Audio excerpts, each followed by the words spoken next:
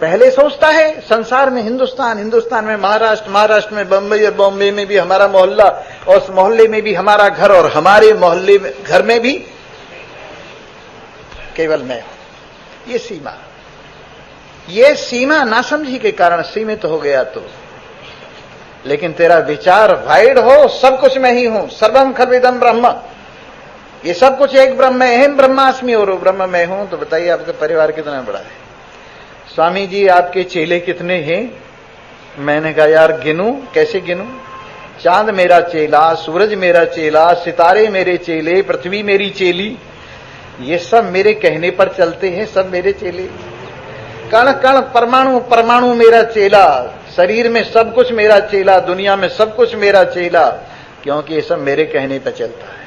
ये सब बीते हुए सब मेरे चेले, आगे होंगे सब मेरे चेले, वर्तमान में सब कुछ मेरा चेला। और गुरु कौन है? और सारी दुनिया गुरु, सारी दुनिया गुरु। और ये गुरु सदा अजर अमर अविनाशी रहने वाला, जिसे काल नहीं खाता, काला न विच्छेदात, जो काल से छेदित नहीं है। ऐसी असीमता, ऐसा लंबा चौड़ा परिवार, ये परिवार अविनाशी परिवार, एक परिवार, सब में विराजमान प्रेम परिवार, सब में विराजमान आनंद परिवार, सब में विराजमान ये मधुशाला। सो परिवार समम, ये सारा संसार मेरा परिवार है। यह संग विसंग विहीन परम, न मैं किसी से अलग होता हूं, न किसी से मैं मिलता हूं, सदा सबका स्वरूप हूं। हाथ हाथ से अलग होता है, मिलता है हाथ हाथ को, पैर पैर से अलग होता है, पैर पैर को मिलता है क्या? वैसे ही जब मेरा स्वरूप हो आप लोग, सब मैं ही हूं, तो किससे मैं अलग हूं और किससे मैं मिलूं? स्वामी जी तुम फला महात्मा को जानते हो? मैंने कहा मैं सबको जानता हूं, सबको जानता हूं, जिसमें सब एक हो जाते हैं उसको जानता हूं, जिससे सब कुछ प्रकट हुए मैं उसको जानता हूं, जो सबका अधिष्ठान है मैं उसको जानता हूं। और भाई अलग अलग नाम तो कौन जान सकता है, अलग अलग रूप तो कौन जान सकता है, जिसमें सारे नाम एक नाम हो गए, जिसमें सारे रूप एक रूप हो गए, जिसमें सब जीवात्मा एक आत्मा हो गई, एक परमात्मा के स्वरूप में विराजमान, सबको जानता हूं, कोई अनजाना मेरे से नहीं है, सब मेरे आत्मा है, किसको नहीं जानता। अच्छा उसकी शक्ल बताओ? मैंने कहा शक्ल उसकी प्रेम के कारण हृदय के अंदर घुल गई, अब याद नहीं रही। उसके मकान का पता, उसका मकान ही नहीं पता, कहां से बताऊं? एक नंबर पे है उसका नाम, उसका घर एक नंबर पे है। ऐसा अपना स्वरूप, इसलिए न मैं किसी से अलग होता हूं, न किसी से मिलता हूं, और न मुझ में कभी बोध की कल्पना है, न अज्ञान की कल्पना है, न ज्ञान की कल्पना है। इन सब कल्पनाओं से रहित जब अजर अमर अविनाशी अखंड सच्चिदानंद ब्रह्म तू है हे मनसाराम, तो किम रोदिशी, क्यों रोता है? किस बात के लिए रोता है? किस बात के लिए रोता है? जिसमें विकार नहीं, विकारों की निवृत्ति नहीं, जिसमें असत्य नहीं और असत्य का विरोधी कोई सत्य नहीं, जिसमें कोई लक्ष्य से विपरीतता नहीं और लक्ष्य की अनुकूलता नहीं, जो केवल एक सत्य है, जो सदा अजर अमर अविनाशी सत्य है। उस सत्य को सत्य रूप से अपना आत्मा समझते हुए किस बात के लिए रो रहा है? कि रोना तो यही है। रोना क्या है? रोने की कोई चीज नहीं है। रोना क्या है? रोने के लिए कुछ नहीं है। रोना क्या है? जिसके लिए रो रहे हैं वो चीज ही नहीं है। अभी अभी एक बंध्या को देख के आया हूं, वो रो रही थी। मैंने कहा क्यों रो रही? कि मेरे 10 बेटे मर गए। 10 बेटे मर गए बंध्या के, बताओ जी। वही दादी की कहानी, दादी ने कहा बेटा कहानी सुन, दादी सुना। के लगे बंध्या थी, उसके 4 बेटे हुए, 3 गर्भ में नष्ट हो गए, एक बाहर मर गया आके। वो भविष्य नगर में रहते हैं बेटा, और भविष्य नगर में वो नगर कैसा है? न जमीन में न आसमान में, अधर लटका पड़ा है। और अब इस समय वो भविष्य नगर से निकलकर, भविष्य महल से निकलकर, खरगोश के सींग अपने हाथ में, खरगोश के सींगों का धनुष अपने हाथ में लेकर बिना जान के जानवरों का शिकार करने के लिए गए, और बिना दिशाओं के देश में घूमने के लिए गए हैं। और अभी अभी भविष्य से वापिस आए हैं, और अजन्मा ब्राह्मणों को जिनका जन्म नहीं हुआ, अब उन्होंने भोजन कराया है। बिना तले की थालियों में भोजन किया है, और उनको भोजन करा के वो बंध्या के पुत्र भोजन करके शून्य महल में सो रहे हैं। वाह दादी कमाल कर दिया, तूने कहानी बहुत बढ़िया सुनाई। विचार करके देखो तो ये कहानी क्या है? यही कहानी जो हमारी तुम्हारी है। ये हमारी तुम्हारी कहानी है बंध्या के पुत्र की तरह से, जब है ही कुछ नहीं। एक यूं कर रहा था, किसी ने पूछा क्या कर रहा है, कि बंदर चुगा रहा हूं। कि चने तो तेरे हाथ में है ही नहीं, कि बंदर ही कौन से रखे। वो ये कर रहा था ना, कह लगे क्या कर रहा है, कि बंदर चुगा रहा हूं। कि तेरे हाथ में चने तो है ही नहीं, कि बंदर ही कौन से है। जैसे चने वैसे ही बंदर। तो उसी प्रकार से आप बंदरों को चने चुगा रहे हैं। बंदर कहां है, चने ही कहां है। तो संसार ऐसा है, इसलिए इसकी जो सारता है परमात्मा, उसका अनुभव करो और आनंद मनाओ। एक भजन सुनो और फिर इसके बाद आप लोग अपने अपने घर जाना, और कल को फिर आ जाना। बहुत बढ़िया कथा सुनाऊंगा कल को।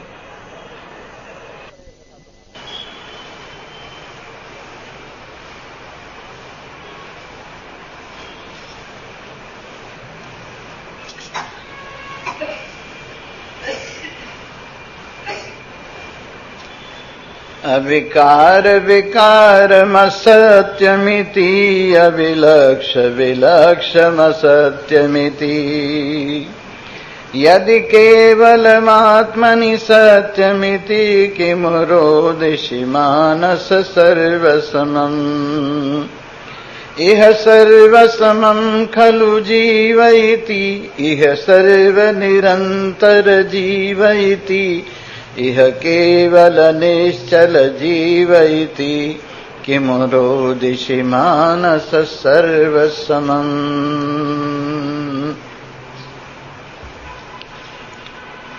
बोलो सच्चिदानंद भगवान। हाँ, कल की बात याद कर लीजिए।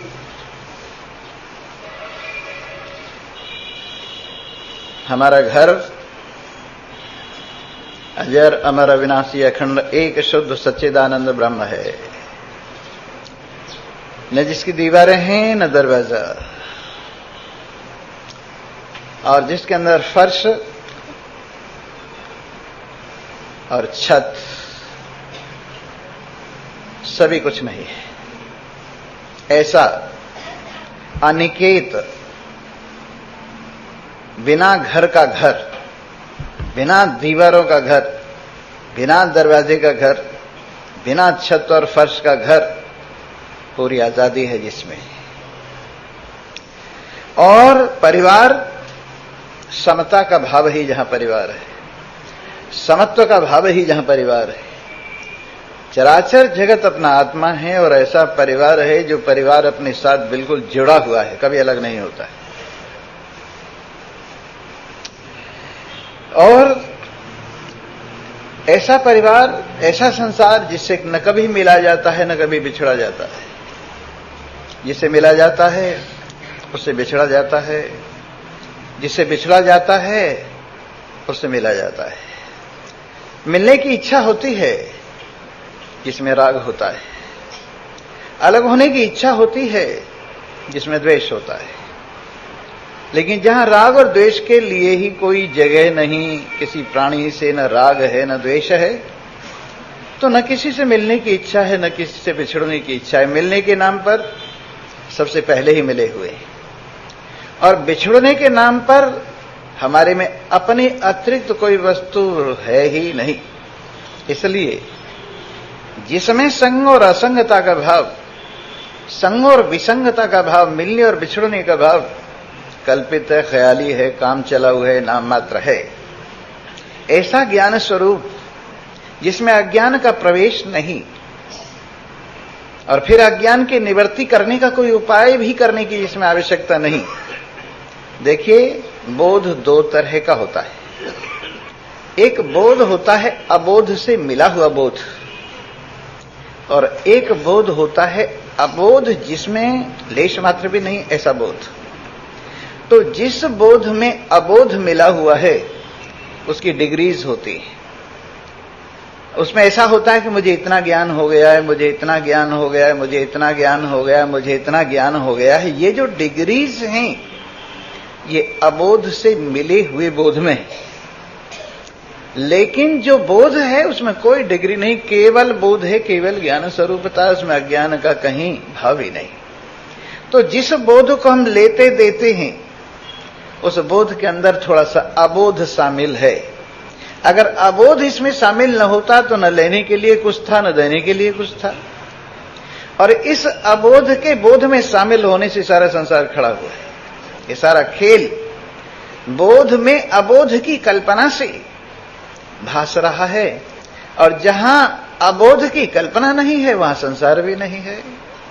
जितने कर्तव्य हैं वो सब थोड़ा सा अबोध से मिश्रित बोध में भासते हैं। जितने भी कर्म हैं वो थोड़ा अबोध के बोध में सम्मिलित होने से भासते हैं, और जो कुछ भी बंधन है वो भी अबोध के बोध में कल्पित होने से भासते हैं। लेकिन जहां बोध है, केवल बोध है, और आप जानते हैं, बहुत बार सुना होगा, आत्माकार वृत्ति क्या काम करती है। आत्माकार वृत्ति क्या काम करती है? आत्माकार वृत्ति कौन सी है? अहम ब्रह्मास्मि का भाव आत्माकार वृत्ति है। ये उपदेशात्मक वृत्ति है, अयम आत्मा ब्रह्म। ये सुनाने वाला सुनने वाले को कहता है अयम आत्मा ब्रह्म। ये जो आत्मा है ये ब्रह्म है। कौन सा आत्मा? जो सब में बैठा हुआ, सबके अस्तित्व का हेतु है, सबके प्रकाश का हेतु है, और सब में आनंद की प्रतीति का हेतु है। ये आत्मा जो शब्द को और शब्द की वैरायटीज को जानता है, जो स्पर्श को और स्पर्श की वैरायटीज को जानता है, जो रूप रस गंध और इनके भेदों को विभेदों को जानता है, ये आत्मा। जिसे तू रोज मैं करके बुलाता है, ये आत्मा। अयम आत्मा, ये सामने विराजमान वर्तमान आत्मा ब्रह्म है। ये उपदेश है। इसी तरह से तत्त्वमसि, तू वही है।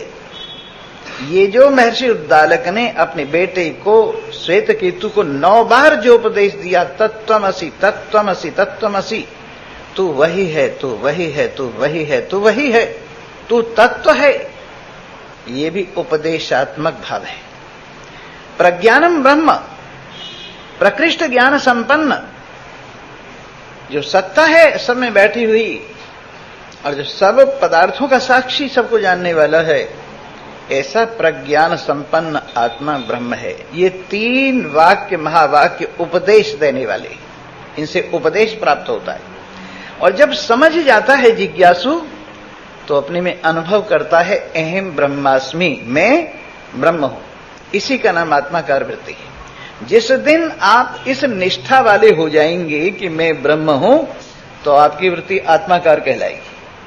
आत्माकार वृत्ति क्या काम करती है? आवरण भंग करती है। क्या आवरण है? मैं ब्रह्म नहीं हूं, ये आवरण है। मैं ब्रह्म नहीं हूं, ये आवरण है। मैं जीव हूं, ये आवरण है।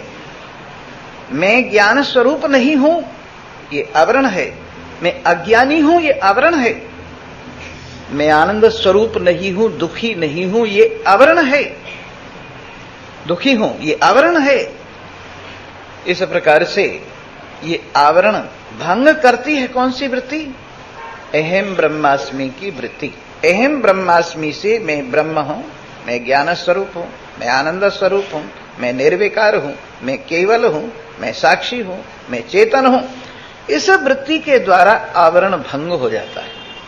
और आवरण भंग करके वृत्ति क्या करती है? निवृत्त हो जाती है। आवरण भंग करके वृत्ति निवृत्त हो जाती है, और शेष वो बोध रह जाता है जिस बोध में अबोध शामिल नहीं है। आत्माकार वृत्ति में बोध है पर अबोध भी थोड़ा सा शामिल है। लेकिन जब ये वृत्ति आवरण को भंग करके निबटती है और शेष जो रह जाता है बोध, वो बोध है, केवल उसमें अबोध की कल्पना नहीं है। इस प्रकार जो शेष रह जाने वाला बोध है, जिसमें न शब्द है, न स्पर्श है, न रूप है, न रस है, न गंध है, केवल बोध है। जिसमें न काल है, न कल्पना है, काल की कल्पना है, न वस्तु है, न देश है, ऐसा केवल बोध आपका अपना स्वरूप है, और इसमें अबोध की कल्पना नहीं है। जब इसमें अबोध की कल्पना होती, संसार खड़ा हो जाता, त्रिपुटी खड़ी हो जाती। क्या खड़ा होता? ज्ञाता ज्ञान गे, ध्याता ध्यान धे, ये त्रिपुटी। इसी प्रकार से कर्ता कर्म कर्तव्य, ये सब जो है ना त्रिपुटी, ये त्रिपुटी खड़ी होती हैं अबोध के बोध में मिला देने पर, लेकिन केवल बोध के अंदर ये सब कुछ नहीं है। तो जो बोध आत्माकार वृत्ति वाला बोध है और जो आवरण को भंग करने वाला है, ये दोनों एक दूसरे के विरोधी। लेकिन जो जिसमें अबोध शामिल नहीं है, ऐसा बोध अज्ञान का विरोधी नहीं, उल्टा अज्ञान का साधक। इसलिए शेष रह जाने वाला बोध, जिसके अंदर न बोध है न बोध की निवृत्ति, न बोध है न अबोध है और न बोध है, ऐसा पदार्थ तेरा आत्मदेव है। और इस अपने स्वरूप को समझने पर रोने के लिए कुछ भी बाकी नहीं रह जाता। सड़क पर भिखारी लोग एक मुर्दे को चादर डाल के बैठे हुए थे और रो रो कर लोगों से पैसे मांग रहे थे। देखो ये बेचारा, कफन भी इसके पास ढंग का नहीं है, हमें इसका क्रिया कर्म करना है। बस पैसे लोग डालते गए। हुई शाम और उन्होंने चादर उठाई तो उसके नीचे कुछ नहीं था। उसके नीचे कुछ नहीं था। क्या था चादर के नीचे? अज्ञान, बेवकूफी, नासमझी, वहम, बहकावा। जिस तरह से सफेद चादर के नीचे कुछ नहीं था, पर लोगों को बता रहे थे मुर्दा है, इसके कफन के लिए कुछ दीजिए, उसी प्रकार से ये संसार के ऊपर सफेद चादर पड़ी हुई है ज्ञान की। और इसको लेकर हम कहते हैं देखो मेरी मां पड़ी हुई है, देखो मेरा बाप पड़ा हुआ है, देखो मेरा धन दौलत इसमें रखा हुआ है, देखो मेरा मकान इसमें रखा हुआ है, सारी दुनिया का सामान इसमें रखा हुआ है, स्वर्ग इसमें रखा हुआ है, नरक इसमें रखा हुआ है, ऊंचाई इसमें रखी हुई, नीचाई इसमें रखी हुई है। लेकिन जब शाम हुई और चादर उघाड़ के खिलाड़ी चल दिया, उसके नीचे कुछ नहीं था। चादर के नीचे जैसे कुछ नहीं था, बहकावा था। उसी प्रकार से ये जो माया के नीचे जो कुछ भास रहा है मैं मेरा, ये सब मांगने वाले की चालाकी है। जैसे मांगने वाले ने झूठ मूठ का मुर्दा बनाकर झूठ मूठ का कपड़ा ढक दिया उसके ऊपर और सारे दिन लोगों को बहकाता रहा, मांगता रहा। उसी प्रकार से ये चक्कर जो है ना, चक्कर, ये बहकावा है। सफेद चादर के नीचे कुछ नहीं, न किसी का कर्तव्य, न किसी का कर्म, न किसी के संबंध, न किसी का लेना, न किसी का देना। ये सब रोना धोना इस चादर के नीचे वाले के लिए है जो कुछ नहीं। चादर के नीचे वाला, आप जानते हो संसार कैसा है? एक बहरूपिया होता है, बहुत से रूप धारण कर लेता है, और बहरूपिया बड़ा चतुर होता है। एक बारात आई हुई थी, उस बारात में एक सेठ जी के लड़के की शादी थी। सेठ जी के पास आके बहरूपिया कहने लगा, वो भी बड़ा सेठ, बड़ा पगड़ा बांध के और बड़ी कलम लगा के बही खातों का अपने बगल में बोझ लिए हुए आ गया। कहने लगे, ओ सेठ के बच्चे, यहां शादी करने आया है?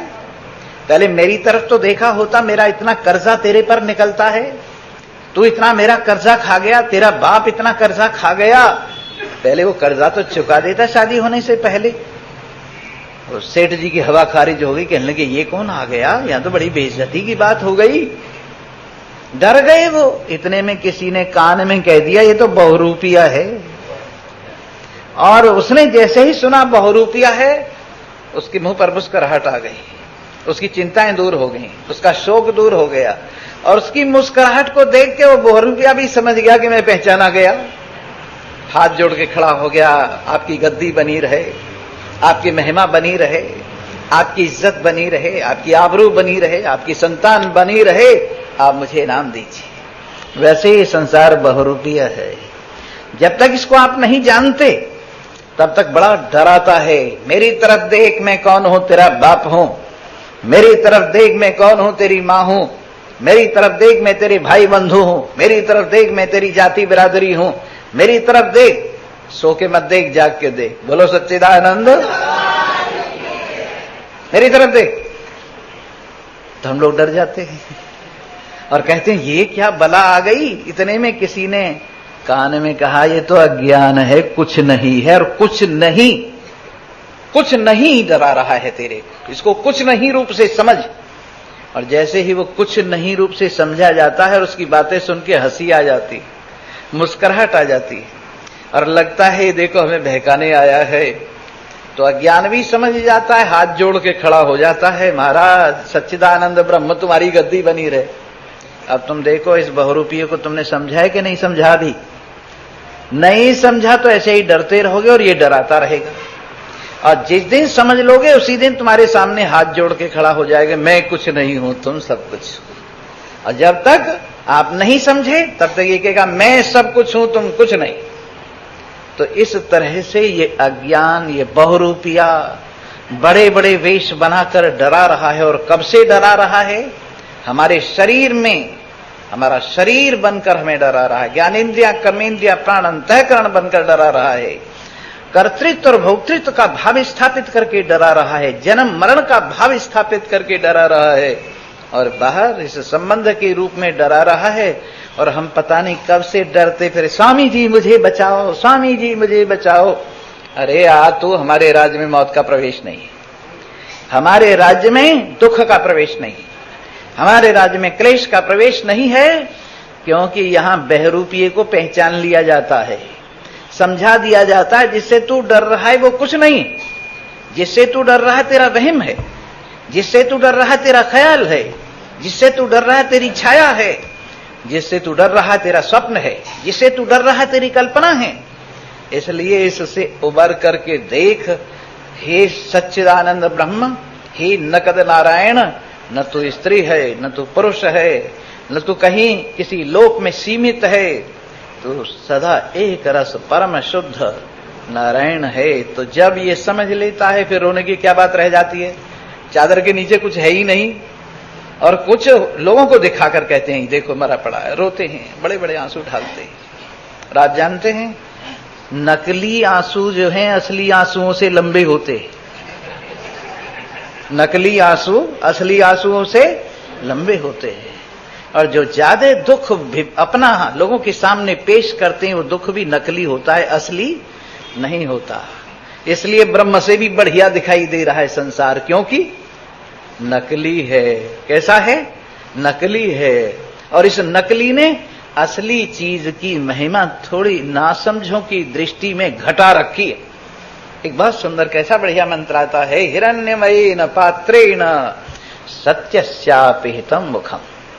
ईशावास्योपनिषद का मंत्र है ये, हिरण्यमयेन पात्रेण, इस चमचमाते बड़े सुंदर ढक्कन ने सत्य को ढका हुआ है। हिरण्यमयेन पात्रेण, इस सुनहरी पात्र के द्वारा, इस चमचमाते पात्र के द्वारा, इस इतने बढ़िया ढक्कन के द्वारा, संसार के ढक्कन के द्वारा परमात्मा ढका हुआ है। शरीर के ढक्कन से परमात्मा ढका हुआ है। ज्ञानेन्द्रिय, कर्मेंद्रिय, प्राण, अंतःकरण के ढक्कन से परमात्मा ढका हुआ है। मैं मेरी के ढक्कन से परमात्मा ढका हुआ है। लोक परलोक की कल्पना से परमात्मा ढका हुआ है। देवी देवताओं की कल्पना से परमात्मा ढका हुआ है। और ये परमात्मा हिरण्यमयेन पात्रेण सत्यस्यापि हितं मुखम, सत्य का मुंह ढका हुआ है इस चमचमाते ढक्कन से। तब आप देख लीजिए ये नकल है और इसके भीतर असल है। क्योंकि नकल के बिना, असल के बिना नकल चलती नहीं। जितने खोटे सिक्के चल रहे हैं किस वजह से चल रहे हैं? बोलो सच्चिदानंद। मुझे सच्चिदानंद भगवान की जय इसलिए बोलनी पड़ती है कि सच्चिदानंद भगवान सो जाता है कहीं कहीं, समझे ना। और सोना नहीं चाहिए। अरे घर जाके सोना कौन सी मनाइए, या रास्ते में क्यों सो रही हो? अगर सोना है तो मंजिल पर पहुंचकर सोना। और ऐसे सोना, ऐसे बेफिक्र होके सोना, या सोवे राजा का पूत या सोवे जोगी अवधूत, या सोवे राजा का पूत या सोवे जोगी अवधूत। अगर सोना ही तो काम करके सो, सोना ही है तो निश्चिंत होके सो, सोना ही है तो मंजिल पर पहुंचकर सो, सोना ही है तो फुल स्टॉप होकर सो। और तुम रास्ते में ही सोने लगे, रेलगाड़ी से लुढ़क गए, मारे गए, कहने लगे जी स्वामी जी एक गड़बड़ हो गई। मैंने कहा क्या हुआ? कि नींद आ गई, गाड़ी से लुढ़क गया, एक्सीडेंट हो गया। ऐसा मत करो भाई, ये जो उपदेश की गाड़ी इसमें सोना मना है। अगर सोओगे तो गिर जाओगे और उपदेश की गाड़ी के नीचे रगड़ा खा जाओगे। इसलिए जागो, जाग के बैठो और ऐसे होके बैठो मैं सचमुच में सच्चिदानंद ब्रह्म हूं, इससे कम लेश मात्र भी नहीं। ऐसे कमजोर होके, दीन होके क्यों बैठते होगे जैसे मेरा संसार लुट गया? क्या लुट गया? संसार है ही नहीं तो लुट क्या गया? संसार लुट गया, मेरा परिवार निबट गया। परिवार ही नहीं तो निबट क्या गया? मेरी इज्जत आबरू को बट्टा लग गया। कहां की इज्जत, कहां की आबरू, सब ये नाक मोम की नाक लगाई हुई है। इसलिए इस बात को लेकर दुखी हो रहा है। इन सब बातों से एक तरफ होकर मैं निश्चिंत हूं, बेधड़क हूं, न मेरे कुछ लुटने का डर है और न कुछ मुझे कहीं से मिलने मिलाने का कोई लालच है। इस प्रकार निश्चिंत होके बैठो। अरे थोड़ी देर तो इस कथा का मजा लो। सारी जिंदगी भर हाथ जोड़े जोड़े, सिर हिलाते हिलाते, मैं तो दासों के दासों के दासों का दास हूं। पहले इतने दास कल्प और फिर अपने आप को सबके नीचे रख। दासों के दासों के दासों के दास हूं, तेरी ऐसी की तैसी, बिना बात की गुलामी है? भाई ऐसी बात तो स्वार्थ की वजह से कही जाती। क्या स्वार्थ है तुम्हारे को? तुम निस्वार्थ हो, परिपूर्ण हो। जब परिपूर्ण हो, पूरे हो, तो पूरे को ये क्या खुशामद दरामद करने की जरूरत है जी मैं तो आपके दासों के दासों के दासों का दास हो। कमाल है। न यहां कोई स्वामी है, न कोई दास है, एक नारायण ही विराजमान है। तो ये कल्पना व्यर्थ की मत कर, निश्चिंत होकर बैठ जा, जागता हुआ हो वो के बैठ। और यहां से ये भाव लेके उठ के मैं आजाद हूं, मैं परम प्रसन्न हूं, मैं परमानंद स्वरूप हूं, मैं बंधन रहित हूं, ये भाव लेके जा। यहां से अगर कुछ सुन रहा है और यूं पहली वाली बात स्वामी जी एक महात्मा कहते थे, नाम की बड़ी महिमा है। स्वामी जी कभी कभी आप भी नाम की महिमा बताते हो। अरे मैं नाम और नाम वाला दोनों इकट्ठा करके तुम्हारे हाथ पर रख देता हूं। नाम और नाम वाला। अब लोग माला फिरवाते, अच्छा सब मिलके गुड़ की माला फेरो, और सब माला फेरे गुड़ गुड़ गुड़ गुड़।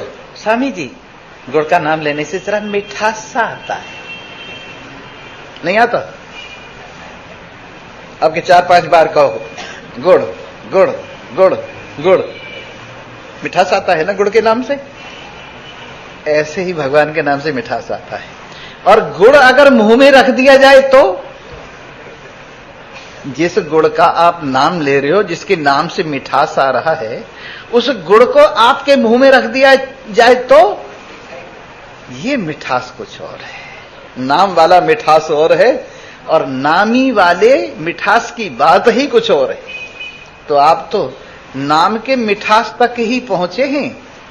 अभी नामी का जब मिठास गुड़ जब मुंह में घुसेड़ा जाएगा, जो मिठास उस वक्त आएगा, अरे उसकी महिमा। ये गुड़ का नाम थोड़े ही, ठीक है गुड़ से गुड़ मिलता है, गुड़ से गुड़ मिलता है, गुड़ नाम से गुड़ नामी मिलता है, पर गुड़ नाम तक ही मत रह जा। स्वामी जी हम तो नाम जपते हैं। अरे नाम जपता है जिसका, उसको कभी आमने सामने होकर भी देख, अपने आप में अनुभव कर। नहीं तो खाना बनाने की जरूरत नहीं, खाने का नाम लो और तृप्ति हो जाएगी।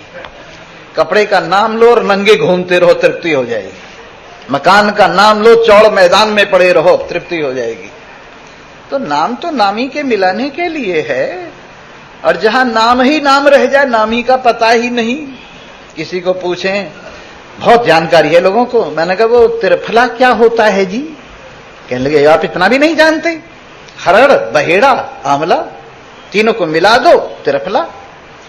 हरड़ कैसी होती है जरा हाथ पे रख के देखा, वो हमको पता नहीं है, हमने पढ़ा है ये नुस्खा, हरड़, बहेड़ा, आंवला, तीनों को मिला दो बराबर बराबर त्रिफला। तो तुम्हारा कहना ठीक है, लेकिन ये तो बताओ हरड़ कहां है, क्या है? ये बताओ बहेड़ा क्या है, आंवला क्या है, तभी तो त्रिफला बनेगा।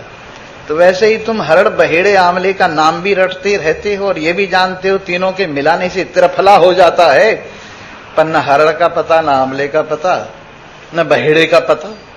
वैसे ही भगवान का नाम लेते लेते युगों बीत गए, परंतु नाम से नामी तक नहीं पहुंचे।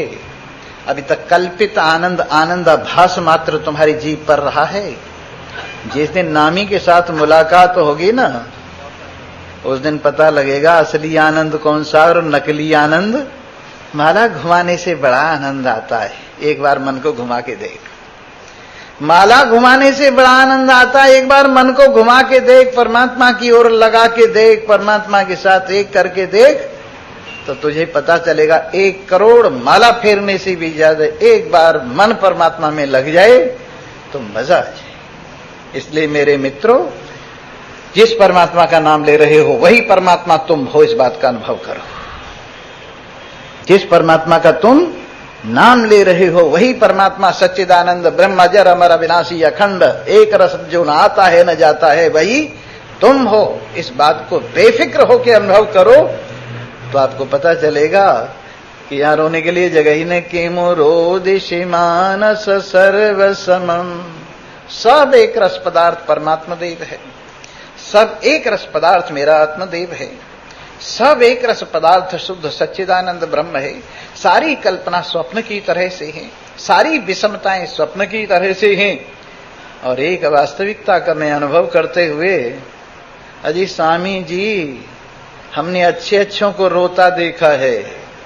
चलो अच्छी बात है, कम से कम तुमने देखा तो है, तुम तो अलग हो। तुमने अच्छे अच्छों को रोता देखा है, देखने वाला अलग हुआ ना। अजी हमने तो आपको भी रोता हुआ देखा है, तो क्या हुआ, उसमें भी देखने वाला अलग है। देखने वाला नहीं रोता है, जो दिखता है वही रोता है, देखने वाला नहीं रोता। नहीं तो रोने को बताएगा कौन? ये जो देखता है रोने वाले को, ये नहीं रोता है, सब में बैठा हुआ तमाशा देख रहा है, रोने का भी और हंसने का भी, दोनों का तमाशा देख रहा है। तो अविकार विकार सत्यमिति। अरे अब दत्तात्रेय ये बात कह सकते, नहीं तो लोगों को डर लगता है। ये निर्विकार है, इसमें विकार असत्य है, और विकार की निवृत्ति भी असत्य है। जब विकार है ही नहीं। मैंने एक शेर मारा, अफ्रीका के जंगलों में गया मैं, राइफल मेरे हाथ में थी, मैंने एक शेर मारा। पूछने वाला कितना लंबा था? मैंने कहा 150 फीट लंबा था। कितना लंबा था? 150 फुट। कहने लगे जी बहुत ज्यादा लंबा, ये जरा कम करो। मैंने कहा 100 फुट तो जरूर था। नहीं बहुत लंबा है, और थोड़ा कम करो। अच्छा 50 फुट तो जरूर था, और थोड़ा कम करो। 20 फुट से तो बिल्कुल कम नहीं था, अब कम नहीं करूंगा ऐसे का व्यास। तो ये शेर जो हमने मारा, पहले 150 फुट, फिर 100 फुट, फिर 50 फुट, फिर 20 फुट, कौन सा शेर मारा है ये? उसी तरह से ये संसार कभी कुछ कभी कुछ कभी कुछ कभी कुछ, तो फिर है क्या ये संसार है क्या? मुझे बताइए तो सही। कभी यहां पर हम देखते हैं पृथ्वी ही पृथ्वी रह जाती है, कभी जल ही जल रह जाता है, कभी अग्नि ही अग्नि रह जाती है, कभी वायु ही वायु रह जाती है, कभी आकाश ही आकाश रह जाता है, और कभी सब निबट के परमात्मा ही बाकी रह जाता है। तो संसार की क्या परिभाषा है? इस संसार के अंदर एक कह रहा है संसार में बड़ा सुख है, दूसरा कह रहा है बड़ा दुख है। तो बताइए इसमें सुख है कि दुख है? वास्तविकता ये है कि ये मन का ख्याल है, और जैसा जैसा ख्याल वैसी वैसी उसकी छाया, जैसा जैसा ख्याल उसके लिए वैसा वैसा संसार। इस प्रकार से वास्तविकता तो ये, इसमें विकार है ही नहीं, और विकार नहीं है तो विकार की निवृत्ति भी असत्य है। इसमें विकारता और विकार की निवृत्ति दोनों असत्य है। इसमें लक्ष्य, स्वामी जी तुम लक्ष्य चूक गए हो। मैंने कहा क्यों? लक्ष्य कैसे चूक गया हूं? तुम्हारा निशाना चूक गया है। मैंने कहा कहां चूक गया है? विष्णु भगवान में निशाना लगाना चाहिए था तुम्हें। मैंने कहा यार विष्णु भगवान में निशाना लग जाता तो विष्णु भगवान मर जाता। तुम शिव जी को निशाना बनाओगे। क्यों? हमारी राइफल से तुम शिव जी का विनाश कराना चाहते हो? तो फिर तुम्हारा निशाना क्या है? मेरा निशाना मैं हूं, मेरा निशाना मैं हूं। और इस मैं को अगर निशाना लग जाए और ये मैं बीच में से निबट जाए तो बाकी परमात्मा, बाकी क्या है? परमात्मा। ये जो उपदेश की गोली है, ये जो वेदांत की तोप है, ये दूसरों को निशाना नहीं लगाती। ये अपनी ओर सुसाइड के लिए नहीं, अजरता के लिए, अमरता के लिए, अखंडता के लिए, मुक्ति के लिए, कल्याण के लिए बंदूक चलती है। और बीच में जो मैं बैठा हुआ है, जो सारा उलट पुलट कर रहा है अज्ञान, सीमित में, गधा में। स्वामी रामकृष्ण परमहंस इस मैं को गधा में कहा करते थे। एक जिज्ञासु ने पूछा, जी गधा में कौन सा होता है कि जो सब बोझ लादे अपने पे? जो सब बोझ अपने पर लादे वो कौन सी में है? गधा में। बुरा मानने की क्या बात है? ये मेरी वजह से हो रहा है, मैं नहीं करूंगा तो नहीं होगा, देख लेना। हर एक बाप कहता है बच्चों को, अगर मैं मर गया तो मांगते फिरोगे, भीख भी नहीं मिलेगी तुम्हें। तो ये क्या है, कौन सी में है? बुरी लग गई होगी बात। रावण के 10 सिर थे पर उनके ऊपर गधे का सिर था। रावण के कितने सिर थे? 10 सिर, और ऊपर फिर किसका सिर लगाते हैं? गधे का सिर। ऐसा क्यों करते हैं? कि वो उसकी मैं गधा में थी, चाहे 10 मुंह वाली थी, तब भी ये कहता मैं ये कर दूंगा, मैं ये कर दूंगा, मैं ये कर दूंगा, मैं ये कर दूंगा, मैंने ये किया है, मैंने ये किया है, ये मेरा है, वो मेरा नहीं है। ये सब कौन सी में है? तो ये गधा में, ये जो मिथ्या में, ये जो बंधन वाली में, ये तरह तरह के रूप बदलने वाली में, इसकी ओर अगर वेदांत का निशाना लग जाए और ये अनात्माकार वृत्ति, ये आवरण जो मैं के रूप में भास रहा है, जो असली मैं का पर्दा बना हुआ है, अगर इसको निशाना लग जाए तो मैदान साफ हो जाए। इसलिए हमारी बंदूक हमारी ओर चलती है। किसी को ये कहने की भी जरूरत नहीं है, स्वामी जी तुमने हमारी ओर बंदूक क्यों की? नहीं नहीं नहीं नहीं, ये बंदूक हमारी ओर है और हमारी में निबटते ही न हम न तुम, दफ्तर गुम। एक है साधे सब सदे, सब साधे सब जाए। एक है साधे, एक को साधने पर सब कुछ सच जाता है। इस प्रकार यदि केवल महात्मनि सत्यमिति, न कुछ लक्ष्य है, न लक्ष्य से अलग होना है, न कहीं लक्ष्य को पाना है, ये केवल एक अपने आत्मा में कल्पनाएं हैं। ये अपने आत्मा अपने स्वरूप में मन का केवल बहाव है। यदि केवल महात्मनि सत्यमिति, केवल अपने आप में सत्य के सिवाय कुछ नहीं है, केवल अपने आप में सच्चिदानंद ब्रह्म के अतिरिक्त तो कुछ नहीं है, तो किम रोदिषि मानस सर्वसम, फिर क्यों रोता है? अरे करने के लिए तो तुम्हें सब कहते हैं ये करो ये करो ये करो, मैं कहता हूं कुछ न करो। यार कर तो लिया बहुत लिए, तुमने कभी आराम भी किया है? स्वामी जी 3 घंटे 12 मिनट तक ध्यान करता हूं। थक जाते हो यार, 3 घंटे 12 मिनट तक आराम ही आराम करती रहती हो। थक जाते होगे, ध्यान करते हो। 3 घंटे 12 मिनट तक बैठता हूं, 4 बजे उठ जाता हूं। चलो अच्छा है, कर करा लिया, लेकिन अब तुम निकम्मापन सीखो। मैं कुछ नहीं करता हूं, मैं कुछ नहीं करता हूं। स्वामी राम अमेरिका तक लेक्चर दे आई और फिर उनके मन में आई ये सब कल्पना है, ख्याल है, किस लिए भाग दौड़ करूं, लोगों से कोई मुझे प्रमाणित होना है। लोग इसी चक्कर में रहते हैं कि हमें कोई प्रमाणित कर देवे।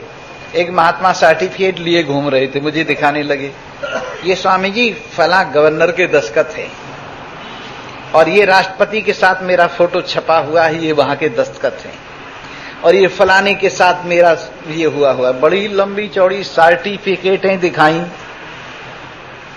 मैंने कहा जी एक आदमी ने आपको प्रमाणित नहीं किया। वो कौन रह गया? मैंने कहा तुम स्वयं रह गए, तुमने अपने आप को प्रमाणित नहीं किया। तुम दूसरों के प्रमाणों को अपने लिए प्रमाण पत्र मानते रहे, लेकिन जब तक तुम अपने आप को अपने आप से प्रमाणित नहीं करोगे, तब तक दूसरों के प्रमाण पत्र लेने का कोई लाभ नहीं। तुम्हारा अंदर बैठा हुआ जज तुम्हें प्रमाणित करता है, तो बाहर के सर्टिफिकेटों की कोई जरूरत नहीं। परमात्मा एक तरफ, सारी दुनिया भर की अकल एक तरफ। तो तुम अगर प्रमाणित न करो तो स्वामी जी को क्या फर्क पड़ता है? स्वामी जी हम तुम्हें कुछ नहीं समझते। मैंने कहा मत समझो,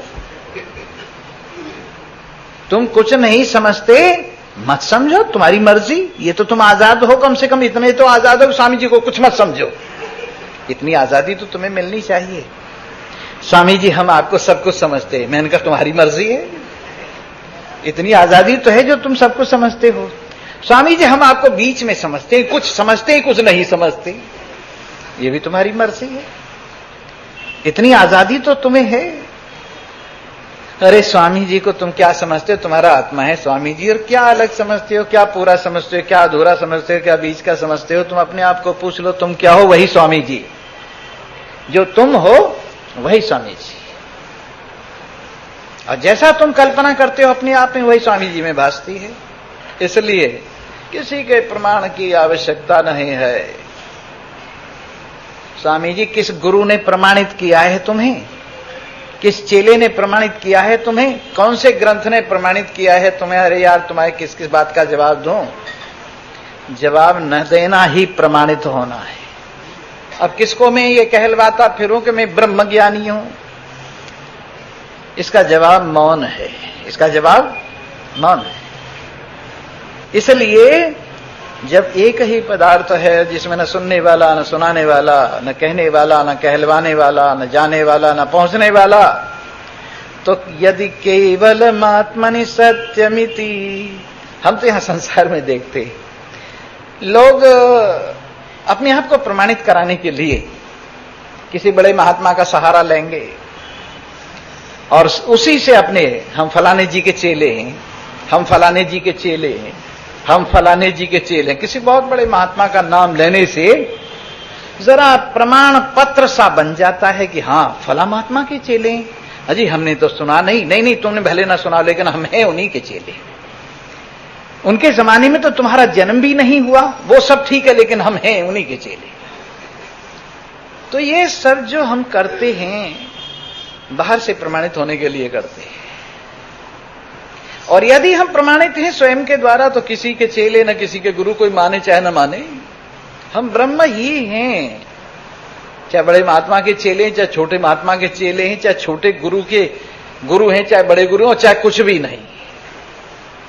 सो इस प्रकार से ये संसार के लोगों के सामने अपनी प्रमाणिकता प्रमाणित करने की आवश्यकता, ये अधूरापन है। तुम हमें पूरा करोगे, अरे तुम पूरे हो, हम पूरे हैं, सब मिलके एक पूरा है, पूरा ही है, वो अधूरा कर है, कहां है। इसलिए यदि केवल आत्मनि सत्यमिति, केवल आत्मा में सत्य और सत्य के सिवाय कुछ नहीं है, तो किम रोदिषि मानस सर्वसनम, तो हे मनसाराम क्यों रोता है, किसके लिए रोता है। अपने आंसू पूछ डाल, जो मरा है वो था ही नहीं, किसके लिए रोता है। जो मरा है वो बंध्या का पुत्र मरा है, किसके लिए रोता है।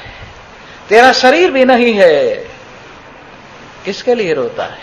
शरीर के दुख दर्द भी नहीं है, किसके लिए रोता है। मन भी नहीं है, बंधन भी नहीं है, कल्पना भी नहीं, किसके लिए रोता है। हे सच्चिदानंद ब्रह्म नकद नारायण, तू किसके लिए रोता है। अरे आंसू पूछ डाल। क्यों जी स्वामी जी सब लोग आपकी बात मान लेंगे। मैंने कब कहा है मान लेंगे, नहीं माने तो न सही, क्या फर्क पड़ता है। एक आदमी को मैं कह रहा हूं कि तू दरवाजे से, बंधन से, कोठरी से बाहर आ जा, अगर मान ली तो आजाद है, और नहीं माने तो न सही। कौन सा कोई कोठरी में फर्क पड़ रहा है, कोठरी में पड़ा रहे, इसकी मर्जी है। इसलिए वास्तविकता तो यह है, चाहे हमारी बात कोई माने या न माने, मानेगा तो ब्रह्म है और नहीं मानेगा तो जीव है। जो सत्य को स्वीकार करेगा वो ब्रह्म है, और जो सत्य को स्वीकार नहीं करेगा वो जीव है। अब आपको जीवता अच्छी लगती है तो मैं क्या करूं, आपको जीवता अच्छी लगती है तो मैं क्या करूं, आपको बंधन अच्छा लगता है तो मैं क्या करूं, आपको शरणागति अच्छी लगती है तो मैं क्या करूं, वृंदावन अच्छा लगता है, हरिद्वार अच्छा लगता है तो मैं क्या करूं। और जो तुम्हें तुम ही अच्छे लगते हो, मानस सर्वसनम, सुबह सुबह अखबार लेके बैठ जाता, इतने वहां बस में मर गए, इतने वहां बम से फूट के मर गए, इतने वहां मर गए। अखबार में ये कहीं नहीं लिखा हुआ कि सब जीवित हैं, कोई मरा नहीं। न्यूज़पेपर में कभी ये लिखा है कि वो सब तुम अमर हो, कोई मरने वाला नहीं है। रोज पहले पेज पर 500 वहां मर गए, 300 वहां मर गए, 200 वहां मर गए, और हम यहां मर गए अखबार पढ़ के। लेकिन वास्तविकता क्या है, प्रातः काल में ये बात बैठ जाए, कोई नहीं मरता है। नैनम चिंदंती शस्त्राणी नैनम दहती पावक न चैनम क्लेदंतापो न शोष्यति मारुतः। ये बात यहां समझ ली जाए, मर गए होंगे, चलो ठीक है, अखबार ने लिखा है, ठीक है। आप भी मर जाओगे? नहीं, हम नहीं मरने वाले, तुम्हारे कहने से मर जाएंगे। अजी फला डॉक्टर कह रहा था, मैंने कहा कहने दो, तब भी हम नहीं मरेंगे। अच्छे अच्छे मर गए, वो मर गए, हम नहीं मरेंगे क्योंकि हम अजर, हमारा बिना। इतना ही हिम्मत तो हो गई, नहीं तो आदमी डरता ही रहता है सारी जिंदगी, आंसू बहाते बहाते दीनता में, डर में बिताई है। अरे आजादी की सांस लो और मन को कहो किम रोदिशि मानस सर्वसमम। हे मनसाराम क्यों रोता है? न कुछ बनता है, न बिगड़ता है, न ऊंचा होता है, न नीचा होता है, न पाप लगता है, न पुण्य लगता है। अजी तुम्हारी बातें अगर मान ली जाए तो बेड़ा गर्क हो जाए। गर्क तो होगा बेड़ा, लेकिन ब्रह्म में गर्क होगा। दुनिया के लोगों के बेड़े दुनिया में गर्क हो रहे, हमने देखा है। एक मां का बेड़ा बेटे में गर्क हो गया, एक स्त्री का बेड़ा पति में गर्क हो गया, दुनिया के बेड़े धन में गर्क हो गए। लेकिन अगर ब्रह्म में बेड़ा गर्क हो जाए तो पार हो जाए। इसलिए हमारी बात सुन के जो यूं कहते हैं कि बेड़ा गर्क हो जाएगा, बिल्कुल हो जाएगा, लेकिन ब्रह्म में होगा। किस में होगा बाद में समझोगे, अभी कोई जल्दी थोड़ा ही है। एक आदमी ने ये कहा, मेरी बात जो पूरी सुन लेगा और मेरी बात पूरी सुन के जो जिंदा रह जाएगा उसको मैं 10,000 रुपए दूंगा। वो बात ही इतनी खतरनाक थी, सुनते सुनते ही आदमी मर जाता था। 10,000 कौन लेता? तो एक आदमी ऐसा पहुंच गया जिसको समझ बाद में आती थी, वो भी बैठा था और उन्होंने वो बात सुनाई। बात सुनते सुनते उसको कुछ नहीं हुआ। कहने लगे, यार तुम कमाल हो, मेरी बात सुन ली और मरे नहीं। मैं तुम्हारे घर 10,000 रुपए लेके आ रहा हूं, तुम पहुंचो। वो घर पहुंचे तब उनकी समझ में घर जाके आई, वो मर गए। और वो 10,000 रुपए लेके जब पहुंचा, कहने लगे जी वो तो चले गए। तो कईयों को तो यही समझ में आ जाती है और कईयों को,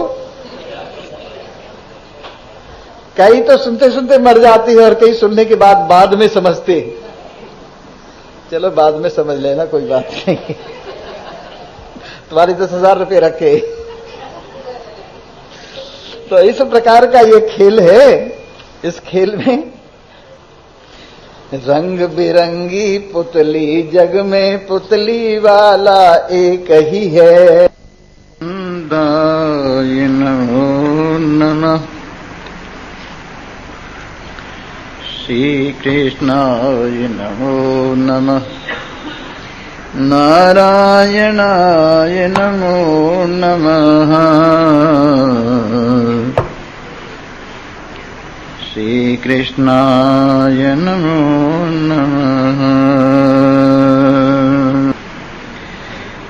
इह सर्वसमं खलु जीवयति, इह सर्वनिरन्तर जीवयति, इह केवल निश्चल जीवयति, किम रोदिषि मानस सर्वसमम्। अविवेक विवेकमबोधयति, अविकल्प विकल्पमबोधयति, यदि चैक निरन्तर बोधयति, किम रोदिषि मानस सर्वसमम्, किम रोदिषि मानस सर्वसमम्।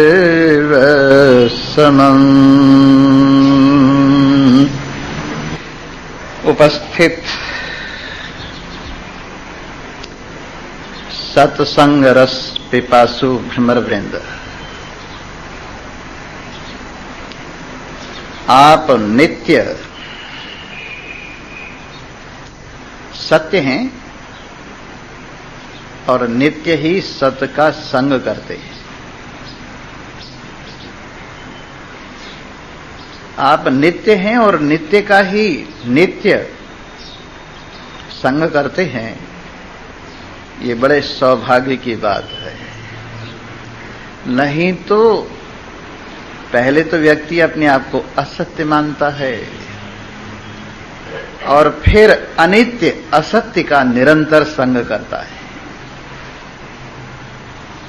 अपने आप में असत्यता को, जड़ता को, दुख रूपता को और अनेकता को लेकर जब निरंतर असत्य का, जड़ का और दुख रूपता का और अनेकता का सेवन करता रहता है तो इसके अंदर नासमझी का बोझ और भी बढ़ता जाता है और इसका दुख घटने के बजाय और बढ़ता जाता है। इसलिए आप नित्य हैं, सत्य हैं और नित्य को नित्य ही, सत्य को सत्य का ही संग करना चाहिए और वो संग देश से बाधित सीमित नहीं है, काल से सीमित नहीं है, वस्तु से सीमित नहीं है। अगर देश से सीमित होता तो आपको कहा जाता यहां से वहां जाइए, वहां आपको सत्य का संग मिलेगा। हर देश में है, इसलिए यहां भी सत्य की चर्चा कीजिए, आपको सत्य का संग मिलेगा। काल से किलित नहीं है कि भविष्य में ऐसा होगा, भूत में ऐसा था। यदि आप अब चाहते हैं तो अब ही इसी वक्त सत्य का संग होगा। और वस्तु से कीलित नहीं है कि आप कुछ वस्तु लेंगे या देंगे तब सत्य का संग होगा। आप कुछ मत दीजिए और कुछ मत लीजिए, बिल्कुल खाली हाथ रहिए, खाली मन रहिए, आपको सत्य का संग होगा। और ये सत्य कैसा है? दिल के आईने में है तस्वीर यार, जब जरा गर्दन झुकाई देख ली। दिल के आईने में है तस्वीर यार, यार की तस्वीर दिल के आईने में, दिल के दर्पण में लगी हुई है। और जब जरा गर्दन झुकाई, जब दिल की ओर दिल को किया, अपनी ओर मन को किया, तभी दर्शन हो गए। दिल के आईने में है तस्वीर यार, और मैं तो यहां तक कहूंगा दिल की खिड़की में है ये तेरा यार। और जब जरा दृष्टि मिलाई देख ली। इसलिए ये संग, अपना संग, परमात्मा का संग, नित्य का संग, सत्य का संग, आनंद का संग, एक रसता का संग, मुक्त स्वरूपता का संग, आपको जो चाहते हैं वो देता है। आप चाहते हैं अमरता तो ये आपको अमरता देता है। आप चाहते हैं ज्ञान, ये आपको ज्ञान में टिकाता है। आप चाहते हैं आनंद, ये आपको आनंद में विराजमान कराता है। और आप आइए सत्य का संग कीजिए। आप सत्य हैं, सत्य को सत्य का ही संग करना चाहिए, सत्य को असत्य का संग नहीं करना चाहिए, वो अपने स्वभाव के विपरीत है। नित्य को नित्य का सत्संग करना चाहिए, अनित्य का संग नहीं करना चाहिए, क्योंकि ये अपने स्वभाव के विपरीत है। चेतन को चेतन का संग करना चाहिए, जड़ का संग नहीं करना चाहिए, क्योंकि ये अपने स्वभाव के विपरीत है। आनंद को आनंद का संग करना चाहिए, दुख का संग नहीं करना चाहिए, क्योंकि अपने स्वभाव के विपरीत है। इस एक को एक का संग करना चाहिए, अनेक की कल्पना में नहीं खोना चाहिए, क्योंकि अनेक की कल्पना आपके स्वभाव के विपरीत है। इसलिए इस वास्तविकता को अनुभव करते हुए आप हर समय ये अनुभव कीजिए, इह सर्वसमं खलु जीवैति। ये सब कुछ एक है और एक रस है, और जीव है माने जीवित है। जीव का अर्थ है जिसमें जीवन, परमात्मा है, परंतु परमात्मा की अभिव्यक्ति तब होती है जब जीवता प्रकट होती है। अंतःकरण के दर्पण में जब परमात्मा जी अपना मुंह देखते हैं तब इनका नाम जीव होता है और जीवता प्रकट होती है। और जब तक अंतःकरण के दर्पण में अपना मुंह नहीं देखते तब तक देखने के लिए कुछ नहीं होता, एक परमात्मा होता है। इसने एक बहुत सुंदर बात कही उर्दू के कवि ने, पर्दा जलवा है कि जलवा पर्दा है, पर्दा जलवा है कि जलवा पर्दा है, ये मुझे मालूम न था वगरना मैं तुझे पर्दे में ही देखता। जब पर्दा होता है तभी जलवा होता है, तभी दर्शन होते हैं। आपके हाथ में दर्पण न हो तो आपको अपने दर्शन कैसे होंगे? इसलिए पर्दा जलवा है, ये माया न होती, ये अविद्या न होती तो भगवान जी अपने आप को कैसे देखते? तो ये पर्दा जलवा है, ये पर्दा किस लिए है? जलवे के लिए। ये संसार किस लिए है? जलवे के लिए। दुनिया क्यों बनाई? भगवान ने दुनिया क्यों बनाई? अपना जलवा देखने के लिए। भगवान ने दुनिया क्यों बनाई? अपनी पूर्णता के अनुभव के लिए। भगवान ने कांटे क्यों बनाए? फूल की कोमलता देखने के लिए। वैसे ही ये संसार बेकार नहीं है, इसका भी अपना मूल्य है। भगवान का दर्शन कराना, भगवान की महिमा को अभिव्यक्त करना, भगवान के खेल को भगवान के सामने अर्पित करना, ये सब काम कौन करता है? ये दर्पण करता है, ये माया करती है, ये संसार करता है। और अगर ये पर्दा न होता तो तुम यहां कैसे आते और मैं यहां कैसे आता? ये पर्दा ही तो है, ये माया ही तो है, ये द्वैत ही तो है कि मैं कह रहा हूं और आप सुन रहे हैं। दो, एक में दो होकर, कहने वाला होकर और सुनने वाला होकर मजे ले रहा है।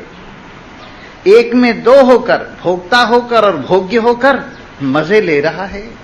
एक में दो होकर, जीव होकर और ईश्वर होकर मिलने के लिए तलाश कर रहा है। इसलिए ये संसार, इसमें एक ही सार है और वो सार भगवान का दर्शन है। इस संसार में एक ही सार है और वो सत्संग है। इस संसार में एक ही सार है तो महान पुरुषों का मिलाप है। इस संसार में एक ही सार है, अपने आप का साक्षात्कार ही सार है। इसलिए हमने ये देखा है भगवान की जीवता, भगवान की चेतनता, भगवान की शक्ति सामर्थ्य और भगवान की ये शोभा सर्वत्र विराजमान है। जीवता से भगवान की शोभा अभिव्यक्त हुई है, जीवता से भगवान की महिमा अभिव्यक्त हुई है, जीवता से भगवान की कथा अभिव्यक्त हुई है, जीवता से भगवान के लिए रास्ता अभिव्यक्त हुआ है, जीवता से भगवान चलता है और ब्रह्मता में पहुंचकर आराम फरमाता है। इसलिए ये जीवता जो भगवान की महिमा का दर्पण है, ये जीवता जो भगवान की अभिव्यक्ति है, ये जीवता जो भगवान की शोभा है, ये जीवता जो भगवान की कारीगरी है, ये जीवता जो भगवान की महिमा है, हम जीवता में ब्रह्मता को देखते हैं और हर वक्त हर समय जहां देखते हैं वहीं जीव माने ब्रह्म, उसकी महिमा। हमने अपने घर में देखा कॉकरोच घूम रही थी, इधर देखा उधर देखा कॉकरोच घूम रही थी। हमने कहा वाह, ये जीवता भगवान की महिमा है। इधर उधर देखा तो मकोड़ियां कीड़ियां घूम रही थी, मूंगी घूम रही थी। हमने कहा वाह, ये भगवान की महिमा है। आकाश में देखा पक्षी उड़ रहे थे और उनमें बड़े छोटे कितने ही तरह के थे, ये सब भगवान की महिमा है। समुद्र में देखा तो मछलियां बड़ी छोटी हिलोरें ले रही थी, हमने देखा ये भगवान की महिमा है। अपने शरीर के अंदर देखा कि एक दुनिया बसी हुई है और करोड़ों जीव, अरबों खरबों जीव इस शरीर के अंदर निवास करते हैं, ये भगवान की महिमा है। इस प्रकार से हमारी जहां निगाह गई हमने देखा जीवता, जीवता भगवान की महिमा, भगवान का दर्पण, भगवान की शोभा सर्वत्र विराजमान है। और यह सर्व निरंतर जीवैति, यहां निरंतर एक रस पदार्थ चेतनता, जीवता, भगवान की महिमा अभिव्यक्त हो रही है। और विचार कर देखा, सब जीवों में एक जीव, सब जीवों के अंदर एक आत्मा, सब जीवों के अंदर परमात्मा। यह केवल निश्चल जीवैति। एक सत्संगी कह रहे थे, भगवान ने हमारे पर कितनी कृपा की है। लोगों को झोंपड़ी में रखा है, हमको फ्लैट में रखा है। लोगों को घटिया खाना मिलता है, हमको बढ़िया खाना मिलता है। लोगों को घटिया कपड़े मिलते हैं, हमको बढ़िया कपड़े मिलते हैं। ये भगवान की असीम कृपा है। तो किम रोदिषि मानस सर्व समम। फ्लैट मिल गया इसलिए क्यों रोता है, कपड़े मिल गए इसलिए क्यों रोता है, रोटियां मिल गई इसलिए क्यों रोता है, जय जयकार हो गई इसलिए क्यों रोता है। तो ये तो ब्रह्म का अधूरापन है। अरे झोपड़ी में जो बैठा हुआ है वो कौन है? आपको शायद पता नहीं है। अगर मन ठीक है तो महलों से झोपड़ी में ज्यादा मजा है। अगर मन ठिकाने है तो सुंदर सुंदर वस्त्र और आभूषणों से नंगापन अच्छा है। अगर मन ठीक है तो नंदन वन से नर्क अच्छा है। अगर मन ठीक है तो कहीं भी आप रहिए, वही सब ठीक है। एक बार एक सुअर और सुकरी कीचड़ में लेट रहे थे। वहां को निकले नारद जी और कहने लगे, क्यों भाई तुम लोग यहां कीचड़ में लेट रहे हो, चलो तुमको बैकुंठ ले चलता हूं, चलो बैकुंठ ले चलता हूं। तो वो सुअरी कान में कहने लगी, इनसे यूं पूछो ऐसी कीचड़, मजेदार कीचड़ स्वर्ग में है कि नहीं? तो उन्होंने पूछा, नारद जी ले तो चल रहे हो स्वर्ग में, लेकिन लेटने के लिए ऐसी कीचड़ है वहां? आपको पता है कितना मजा आ रहा है इसमें? विष्णु भगवान को क्षीर सागर में उतना मजा नहीं है जितना यहां हमको कीचड़ में मजा आ रहा है। और क्या वहां लक्ष्मी से उनको आनंद आता होगा जो हमें सुकरी से आनंद आ रहा है। वो कहने लगे, ये सब तो स्वर्ग में नहीं, हम नहीं जाते स्वर्ग में। क्या करेंगे स्वर्ग में जाकर जहां इतनी बढ़िया कीचड़ नहीं लेटने के लिए? सो मेरे मित्रों, ये आपका ख्याल है कि वो अच्छी जगह है, ये अच्छी जगह है, वो सुख है, ये दुख है। ये आपका ख्याल है वो ऊंचाई है, ये नीचाई है। ये आपको ख्याल है कि यहां अच्छापन है, ये बुरापन है। लेकिन वास्तविकता को देखिए, हर जगह अच्छा ही अच्छा है और हर जगह अच्छापन महसूस होता है। एक कीड़े के शरीर में भी मजा आ रहा है, इसलिए मरने से वहां भी डरता है। इसलिए बेमजा जिंदगी कहीं नहीं है। जिंदगी हर जगह जिंदगी है, जीवन हर जगह जीवन है और हर जगह जीवन आनंद से संयुक्त है। अगर आनंद की जरा सी चास जीवन में न हो तो हर आदमी जीवन को 1 मिनट में छोड़ देगा। आप कहते हैं कि वो बड़ी बुरी हालत में, जरा उसको कहो कि भाई बड़ी बुरी हालत में शरीर छोड़ दे। राम राम राम राम। बड़ी बुरी हालत में कहां हूं? मौज ले रहा हूं, आनंदित हो रहा हूं, सुखी हो रहा हूं, प्रसन्न चित्त हूं। सो मेरे प्यारो, कहीं तुम यूं ही समझते हो महलों में ही भगवान रहता है, झोंपड़ी में कोई दूसरा रहता है, वो बात नहीं है। वही है, झोंपड़ी में भी वही है और महल में भी वही है, बैकुंठ में भी वही और नरक में भी वही है। एक ही है, अनेकता की कल्पना क्यों करते हो? सम है, विषमता की कल्पना क्यों करते हो? आनंद स्वरूप है, दुख की कल्पना क्यों करते हो? और ये बेवकूफी है। कहीं पर तराजू के पलड़े के अंदर तोल के देखिए और सुख रखकर देखिए तो सुख के अलग अलग थोड़े रूप तो हैं, लेकिन सबको बराबर सुख है। एक आदमी के पास भोजन का सुख है, दूसरे के पास भूख का सुख है। भोजन है पर भूख नहीं है, उस भोजन का क्या करे? एक बहुत बड़ा सेठ बहुत बड़ी ऊंचे महल में रहता था और पड़ोस में झोंपड़ी में एक मजदूर रहता था। बोलो सच्चिदानंद। सो तो नहीं रहे हो कहीं? हाँ, यहां कोई छोटा बड़ा नहीं, ये बता रहा हूं। यहां सब में एक विराजमान है, ये बता रहा हूं। जी हां, तो उस सेठ ने सबसे ऊंची अट्टालिका पर अपना बहुत सुंदर कमरा बनाया हुआ है और उसके पीछे जो खिड़की है उसमें से मजदूर की झोंपड़ी दिखाई दे रही।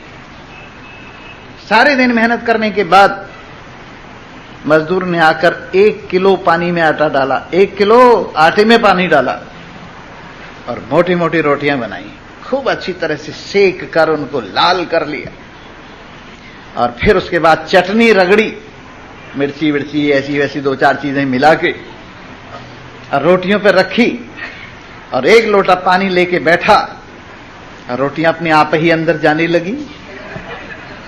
वो सेठ कहने लगा, यार जिंदगी तो ये है, यहां खाना हमें खाने को आता है, जब भी खाना आता है भूख ही नहीं है, क्या करें।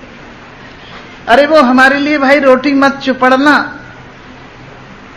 ऐसा करना कि रोटी का छिलका हमें दे देना, रोटी तुम खा लेना, और दाल का पानी लाना, कहीं दाल मत लाना। तो दाल का पानी और रोटी का छिलका बड़ी मुश्किल से अंदर जा रहा है और वहां 1 किलो आटे की रोटियां खाके ठंडा पानी पिया, ढकार मारी। फिर इसके बाद सोने का नंबर आया। सेठ जी के नीचे गद्दे वद्दे तकिए पकिए पता नहीं क्या क्या लगा हुआ है, लेकिन नींद का नामो निशान नहीं। और उधर जमीन पर लेटकर उसने जो खुर्राटे मारे वो हवेली के ऊपर तक गए।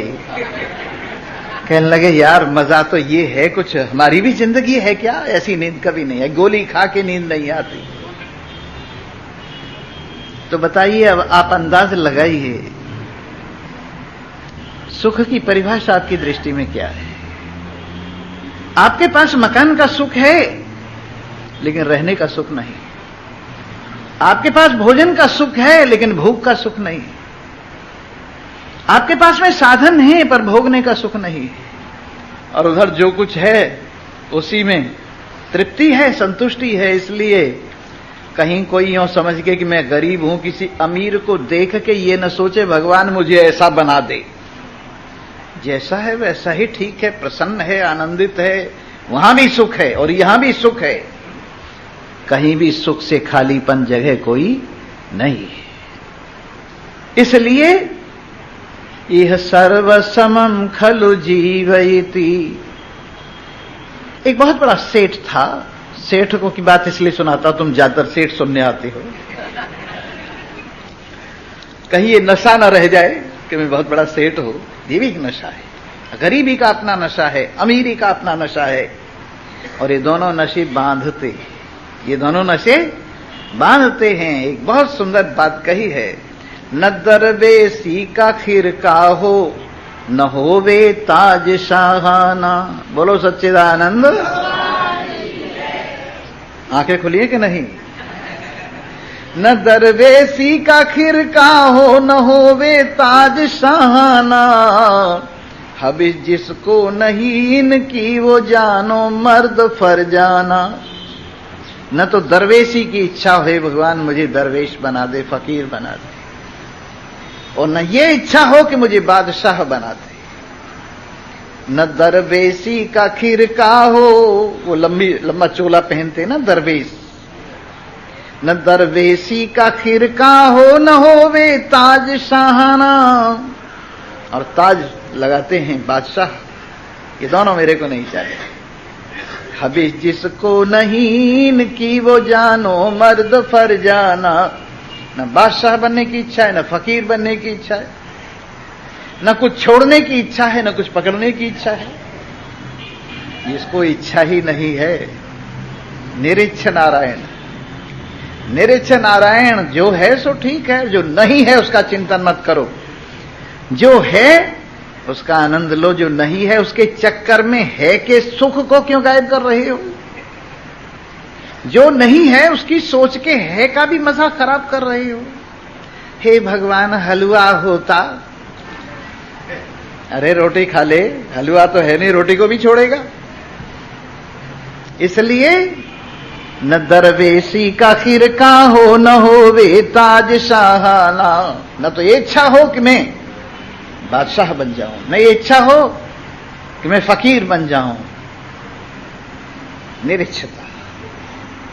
और जैसे जीवन है ठीक है, वर्तमान में जो सुख है वो सुख ही है, वर्तमान ही एक क्षण है। और उस वर्तमान को यदि तुम ना समझी वश खो डालोगे तो फिर तुम्हें सुख कहीं भी नहीं। इस वर्तमान में जो विराजमान है उसका आनंद लो और अनुभव करो कि हर जगह में विराजमान सुखी हूं। इंद्र में बैठा हुआ भी सुखी हूं, अस्त्रों में बैठा हुआ भी सुखी हूं, पशुओं में बैठा हुआ भी सुखी हूं, कीट पतंगों में बैठा हुआ भी सुखी हूं, और पत्थरों में बैठा हुआ भी सुखी हूं। लंबे पैर पसार कर निश्चिंत सो रहा। समझ गए ना? धीरे धीरे समझोगे। अभी तो यूं और हो जाए, ऊं हो जाए, यूं हो जाए और ऊं हो जाए, इसी चक्कर में न इधर रहे न उधर रहे। यूं हो जाए तो भी ठीक है, ऊं हो जाए तो भी ठीक है, तुम अपनी जगह पे रखो। न यूं हो जाओ के चक्कर में न ऊं हो जाओ के चक्कर में। किसी चक्कर में मत पड़ो, चक्कर को देखते रहो। तमाशा देखने वाले तमाशा खुद न बन जाना। तो ये सर्व समम खलु जीवयति। सब चराचर जगत में भगवान की महिमा जीवों के रूप में जो भरपूर है, उसको देखता हुआ मैं जीवन अनुभव करता हूं, आनंद अनुभव कर रहा हूं। और निरंतर एकता, सर्वत्र एकता, हर देश में एकता, गरीबी और अमीरी में एकता, स्वर्ग और नरक में एकता, ऊंचाई और नीचाई में एकता, सर्वत्र एकता है। यह केवल निश्चल जीवयति। और सबको मिलाकर देखता हूं तो एक, अलग अलग देखता हूं तो एक, और मिलाकर देखता हूं तो एक। ये कैसा गणित है? 1 + 1 = 1, 1 - 1 = 1, 1/1 = 1,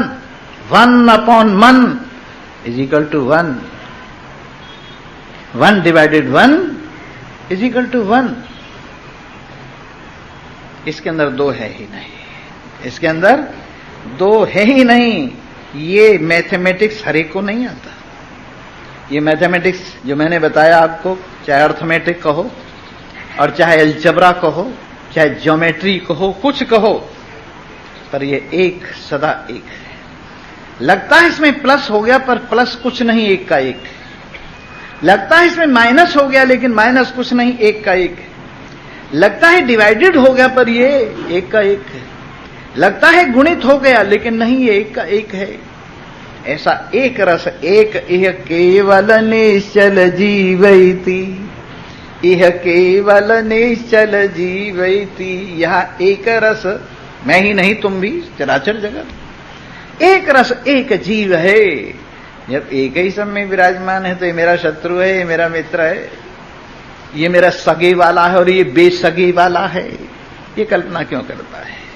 किमुरोदिषि मानस सर्वसमम, किमुरोदिषि मानस सर्वसमम। भगवान जी आपको कौन सा शहर अच्छा लगता है? भगवान जी आपको कौन सा देश अच्छा लगता है? भगवान जी आपको कौन सी भाषा अच्छी लगती है? अरे सब कुछ में मैं ही विराजमान हूं, तो यहां बुरा लगने का तो सवाल ही नहीं है। समझ आ जाए तो सब कुछ अच्छा लगता है, और ना समझी हो तो कुछ भी अच्छा नहीं लगता। जिस दिन मूड खराब होता है ना, उस दिन कोई चीज अच्छी नहीं लगती। घर वाली कहती है देखो जी देखो, चल एक तरफ हो, देखो जी देखो। क्या देखो जी देखो? मूड खराब हो, खाना इतने बड़े थाल में परोस के लाया, क्या उठा कर दे, मारा थाल वहां फेंक, कैसी की तैसी। जब मूड खराब होता है कौन सी चीज अच्छी होती है? अगर मूड खराब है तो कोई चीज अच्छी नहीं लगती, और अगर मूड ठीक है तो हर चीज अच्छी है। यहां हम आपको मूड को ठीक करते हैं, यहां हम आपके मूड को ठीक करते हैं। और एक रस मूड, परमात्मा रूप में विराजमान मूड, अपने स्वरूप में विराजमान मूड, अगर ये मूड है तो आपको हर चीज अच्छी लगेगी। और जब अपने ही घर में आग लगी पड़ी है तो बाहर से जहां जाओगे वहीं आग, वहीं आग। इसीलिए अपने घर में देखो ना, जब अपने ही घर में खुदाई है तो गैर को सिजदा कौन करे। जब अपने ही घर में खुदाई है तो गैर को सिजदा कौन करे। अगर कोई गैर है तू सामने आ, मैं सिजदा करूं। इतनी देर से हाथ जोड़े बैठा हूं, हे भगवान, हे वैकुंठवासी, हे द्वारिकावासी, जल्दी से आओ। अगर आप हैं, आइए ना, आइए ना। ऐसे पर्दे में क्यों बैठे हो? तुम्हारे को किस बात की लज्जा है? हाँ, जब अपने ही घर में खुदाई है तो गैर को सिजदा कौन करे। तू सामने आ, मैं सिजदा करूं तो मजा है सिजदा करने का। तू सामने आ, मैं सिजदा करूं तो लुत्फ है सिजदा करने का। तू और कहीं, हम और कहीं, यूं नाम को सिजदा कौन करे। तू और कहीं, हम और कहीं, यूं नाम को सिजदा कौन करे। जब अपने ही घर में खुदाई है तो गैर को सिजदा कौन करे। तू बिजली गिरा, तू बर्क गिरा, मैं जल जाऊं। अगर इस में से तुझे इतनी चिढ़ है तो निपटा दे। अगर इस में से तुझे इतनी चिढ़ है तो निपटा दे। और मैं से अगर तुझे प्यार है तो सामने आ। तू बर्क गिरा, मैं जल जाऊं, तेरा ही हूं, तुझ में मिल जाऊं। तू बर्क गिरा, तू बिजली गिरा, मैं जल जाऊं, तेरा ही तुझ में मिल जाऊं।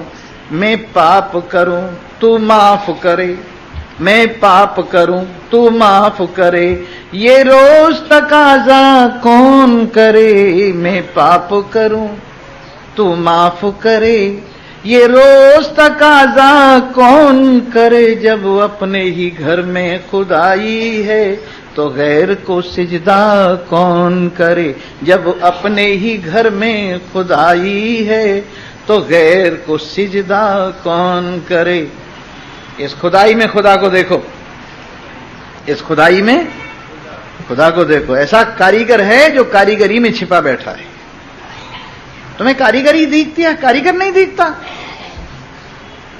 सोने का आभूषण रखा है, कारीगरी कमाल की है, लेकिन इस कारीगरी में सोना नहीं दिखता आपको। ये कारीगरी किसके सहारे है?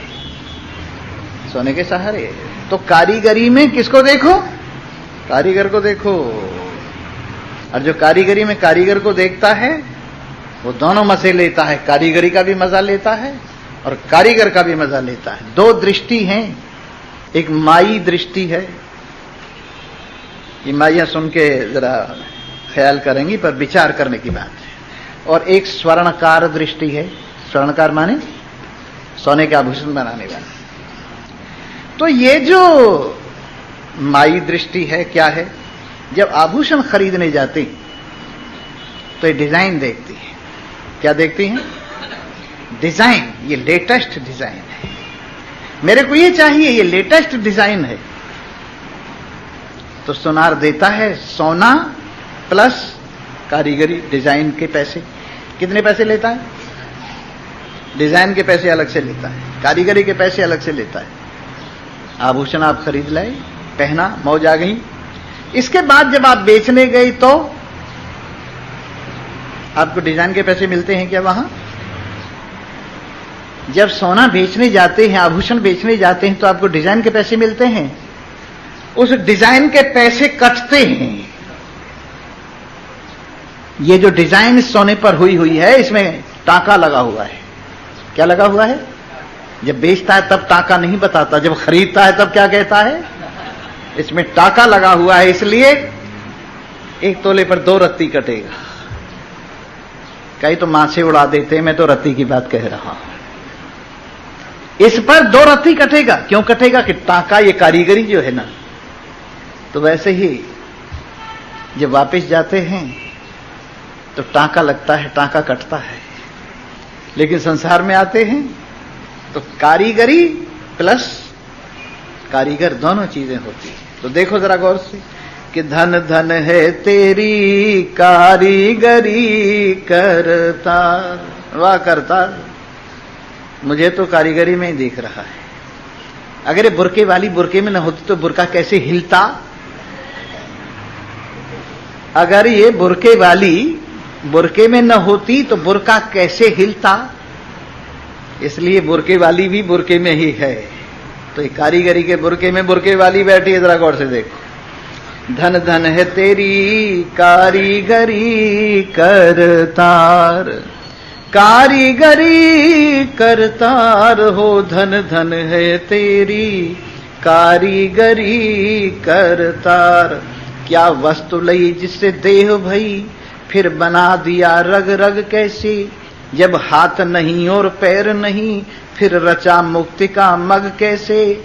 बस सब में रहा रम सब में रहा, फिर सबसे रहा अलग कैसे। अपानी पादो जब नो ग्रहीता, कोई पकड़ ले पग कैसे। अखंड ज्योति अपार लीला, किन्हू न पायो तेरो पार। धन धन है तेरी कारीगरी करतार हो। धन धन है तेरी कारीगरी करतार। नर्तन सा चोला सीव दिया, सुई धागा हाथ में कहीं नहीं। नर्तन सा चोला सीव दिया, सुई धागा हाथ में कहीं नहीं। पत्ते पत्ते की कतरन न्यारी, हाथ कतरनी कहीं नहीं। पत्ते पत्ते की कतरन न्यारी। देखो ये माई कैसी सो रही है, आराम से घोड़े बेच के सो रही है। बोलो सच्चिदानंद। जी हां, तो पत्ते पत्ते की कतरन न्यारी, हाथ कतरनी कहीं नहीं। भोजन दे कीड़ी कुंजर को, तेरे लगे भंडारे कहीं नहीं। हर वक्त न्याय में न फर्क पड़े, तेरी लगी कचहरी कहीं नहीं। बरसे जल जंगल एक करे, आकाश में सागर कहीं नहीं।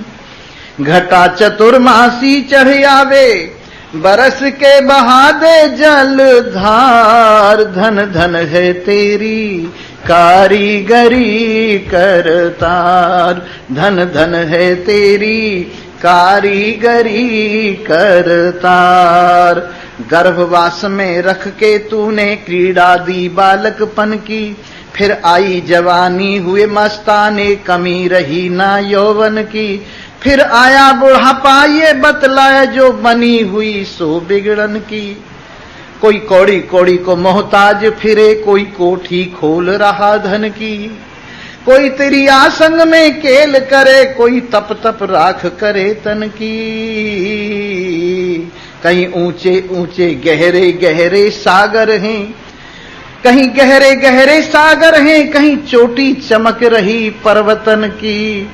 इतने चांद सितारे सूरज, कैसे रहा इन्हें धार। धन धन है तेरी कारीगरी करतार हो। धन धन है तेरी कारीगरी करतार।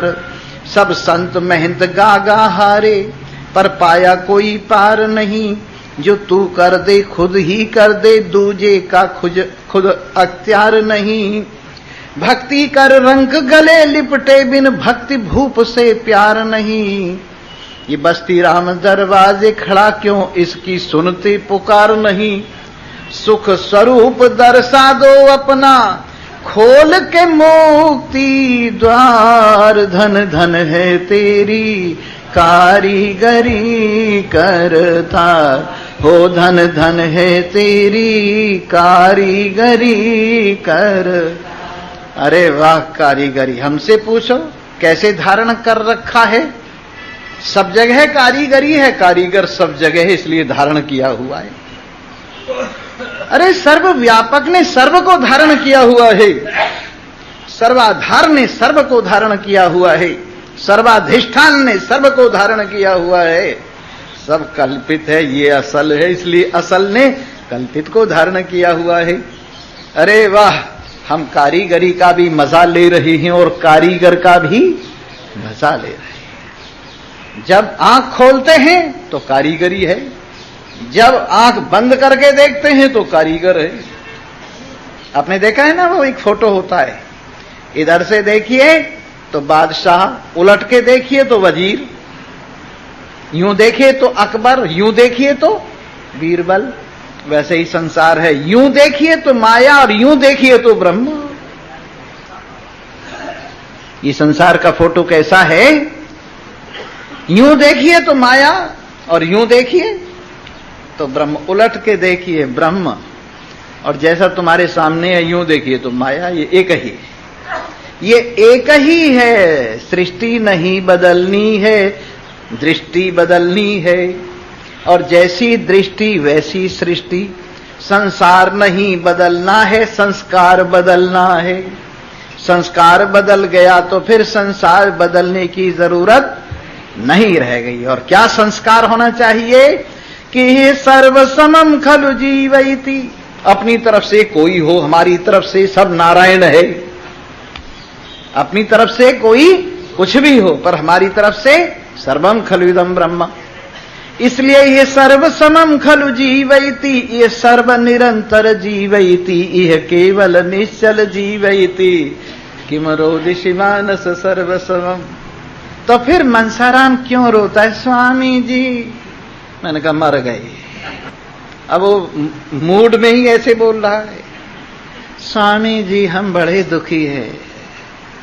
स्वामी जी, मैंने कहा यार जीवन वापस कर दे, दुखी है तो। इस दुख का कारण यही शरीर है ना, तो ये वापस कर दे, इतना दुखी हो रहा है।